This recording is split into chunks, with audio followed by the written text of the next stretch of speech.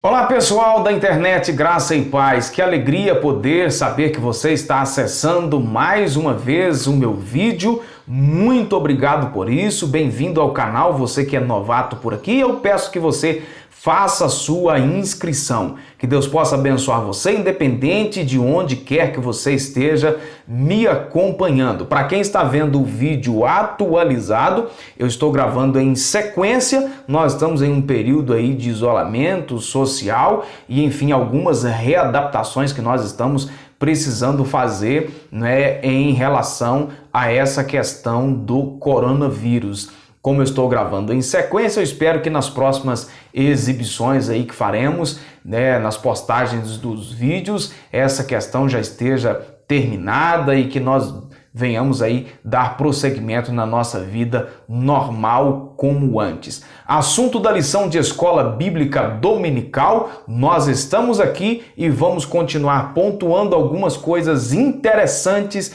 que eu acho que merece destaque dentro do conteúdo da segunda lição deste segundo trimestre de 2020. Uma vinhetinha rapidinho e aí nós continuaremos então o nosso assunto.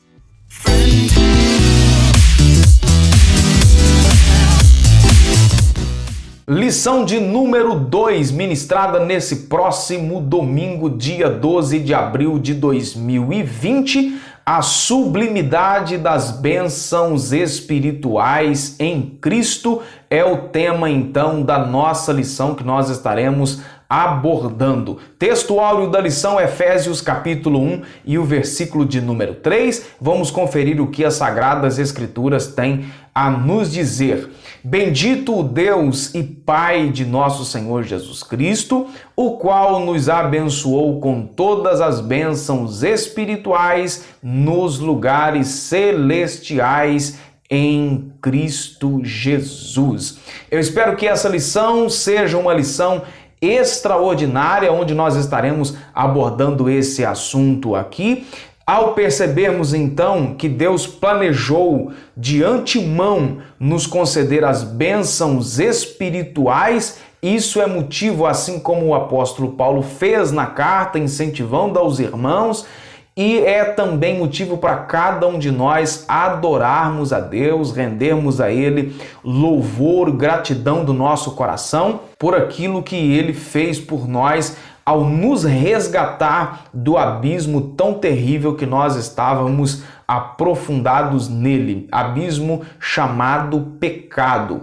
O plano da salvação arquitetado pelo nosso Criador é algo extraordinário, é algo indescritível, como o próprio João, ao descrever as palavras de Jesus no evangelho que leva o seu nome, no capítulo 3 e o versículo 16, que é o versículo central de toda a palavra de Deus, que Deus amou o mundo de tal maneira, ou seja, um amor que não tem como ser descrito, não tem como ser explicado. Em Cristo ele estava nos reconciliando consigo mesmo, e isto é extraordinário, não se dá para medir, não se dá para descrever.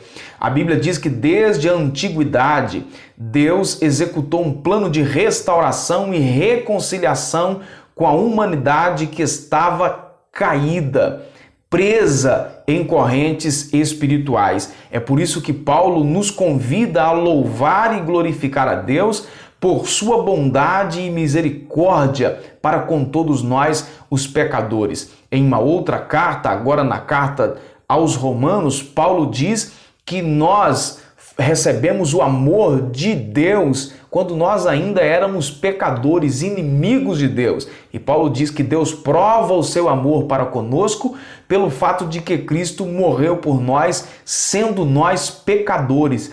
Isso é resultado da sua graciosidade. Nós não merecemos, não havia em nós absolutamente nada que levasse a essa ação de Deus por um merecimento. Nada do que nós fizemos, pensamos, agimos, não havia nada, absolutamente nada em nós que pudesse ser apegado aí no sentido de que Deus fez por nós porque nós merecíamos de alguma maneira, mas isso é fruto da sua misericórdia, da sua graça. No capítulo 1, do versículo 3 ao versículo 14, nós temos aqui uma espécie de um hino de gratidão do apóstolo Paulo por tudo isso que Deus fez por nós, para louvor e glória do seu nome, ou para louvor e glória da sua graça, ou para louvor da sua glória. Paulo faz aqui essas expressões em forma de gratidão pelas bênçãos espirituais proveniente das regiões ou lugares celestiais. Então a bênção que nós alcançamos não é fruto de nada no mundo natural, mas é proveniente das bênçãos das regiões celestiais. Avançando um pouco mais ainda nesse primeiro tópico, nós temos ainda a expressão em Cristo. Significa que fomos abençoados com toda bênção espirituais a partir da pessoa e da sua obra. Então, ou seja, tudo é por Cristo, tudo vem através dele, seja através da sua pessoa, seja através da sua ação, da sua atitude, da sua obra realizada na cruz do Calvário, conforme nós temos ainda outras referências. João capítulo 1, versículo 3, Hebreus capítulo 5, Hebreus capítulo 9. Essa nova vida que recebemos de Cristo e em Cristo é conferida somente para aquele que está nele, ou seja, para aqueles que reconheceram o seu sacrifício como suficiente para a sua redenção. Desse modo, não andamos mais em trevas, mas andamos como filhos da luz. Isso é extraordinário. E tem aqui, novamente, eu retomo a referência que eu disse agora há pouco da carta de Paulo aos Romanos, né? O capítulo 5. Então, não andamos mais em trevas, andamos em plena luz. Tudo isso por causa da obra que ele realizou em nós e por nós. Então, nesse primeiro tópico da lição, que você precisa destacar, o que você precisa ter em mente aqui, é que as bênçãos espirituais para aqueles que creem nele, receberam da parte de Deus, possibilitam uma nova vida em Cristo e, portanto, então, devemos agradecer, render graça, render louvores por aquilo que ele fez por nós. Nesse primeiro tópico, nós precisamos então ter como objetivo refletir a respeito da nova posição que alcançamos agora diante de Deus através daquilo que Jesus fez por nós na cruz do Calvário. Outrora nós estávamos caídos, separados de Deus, separados da sua presença, condenados à prisão eterna no mundo espiritual, e agora em Cristo nós temos o livre acesso novamente a Deus e a oportunidade de sermos salvos, tá certo?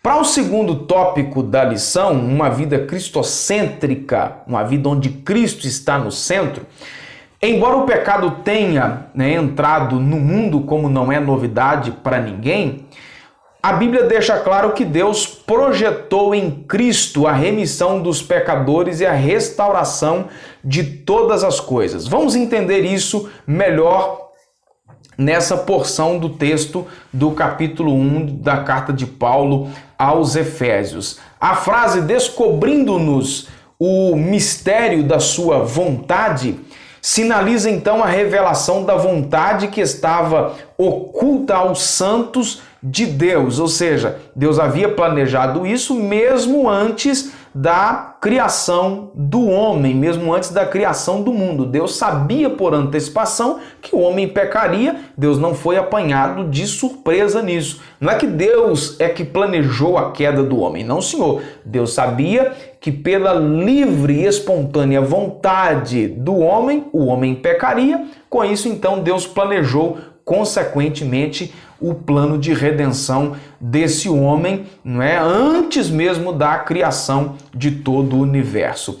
Essa verdade diz respeito aos decretos eternos que Deus planejara por sua soberana vontade, com o propósito de salvar nós, então, os pecadores. Isto é, de acordo com o que lhe agrada, fazer o bem e por amor e por misericórdia. Sendo assim, no versículo de número 10 do capítulo 1, Paulo revela que o plano divino é fazer convergir em Cristo todas as coisas. Isso significa dizer, então, que céu e terra estarão submissos à autoridade e à soberania de Cristo. Em outro texto, na sua carta aos Filipenses, ele diz que diante dele, do nome de Jesus, se dobrem todo o joelho dos que estão nos céus, na terra e debaixo da terra. Nesse sentido, então, a ruptura, a separação provocada pelo pecado de Adão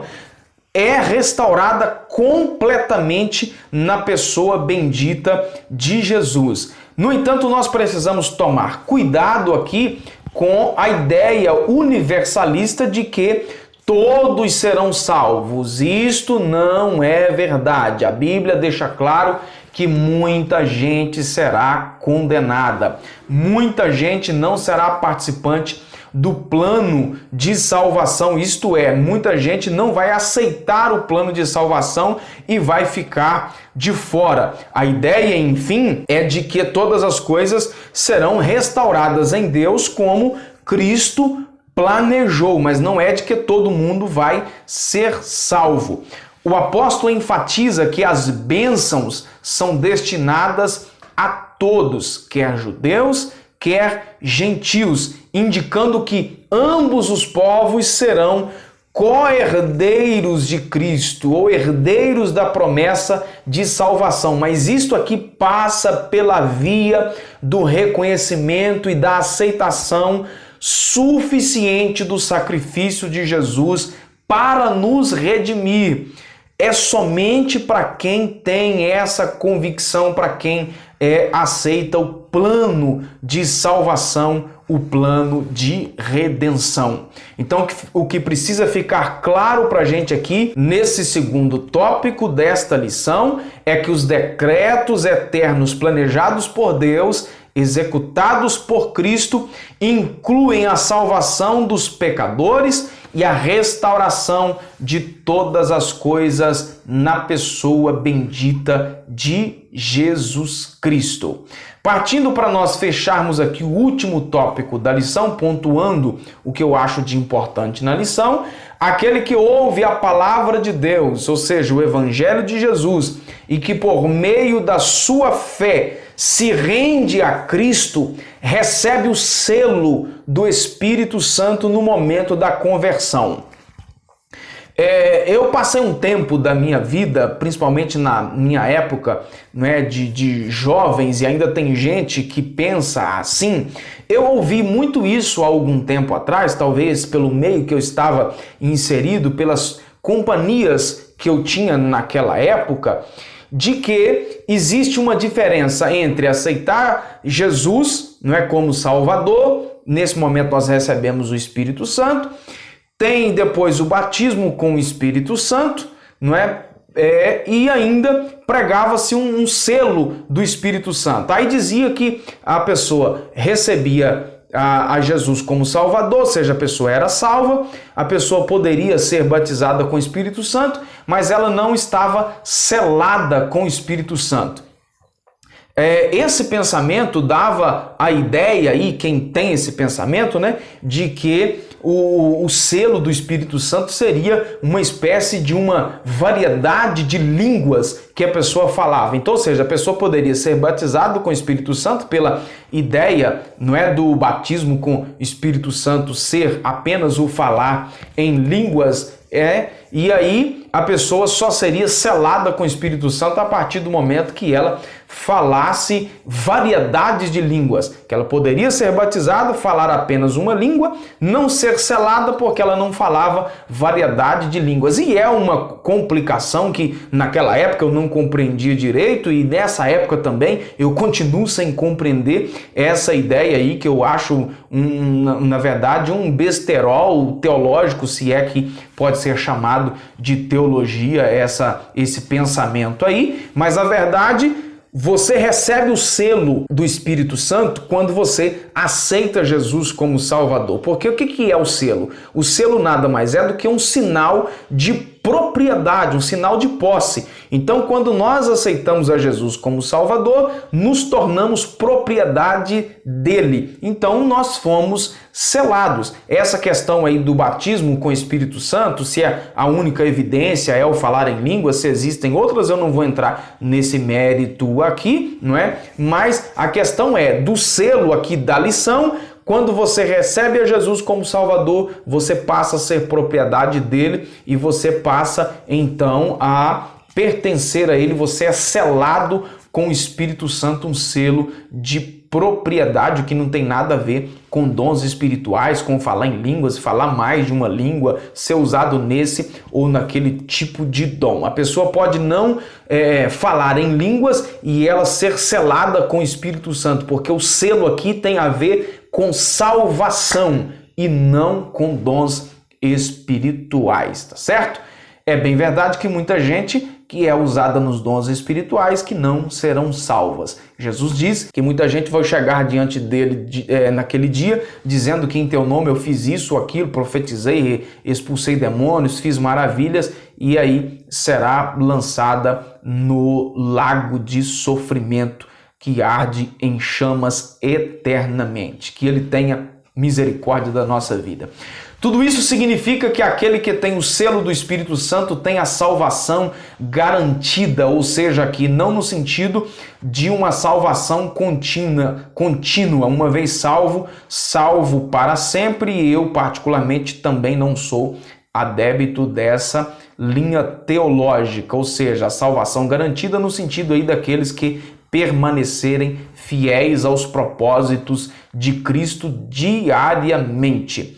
O que precisa ser entendido por nós aqui no terceiro tópico desta lição é que o Espírito Santo faz morada na vida daqueles que recebem a salvação, os identifica como pertencentes a Cristo e lhes dá a garantia de vida eterna. Que Deus em Cristo nos abençoe poderosamente, que nessa porção da carta de Paulo aos Efésios tenhamos consciência do plano divino revelado pela morte, pela obra de Jesus Cristo na cruz do Calvário, trazendo reconciliação entre nós e o nosso Deus. A restauração de todas as coisas, visíveis e invisíveis, também como parte da sua obra realizada na cruz do Calvário, tá certo? Que Deus em Cristo nos abençoe de fato nas regiões celestiais, que Deus em Cristo nos dê da sua graça e mantenhamos firmes o nosso propósito de servir ao Senhor, porque é sempre uma alegria poder servir a Ele. A gratidão do nosso coração por tudo aquilo que Ele fez por nós, ainda que nós não merecíamos. Que Deus em Cristo te abençoe. Não deixe de se inscrever aqui no canal. Eu te agradeço mais uma vez. Fique na paz e até o nosso próximo vídeo.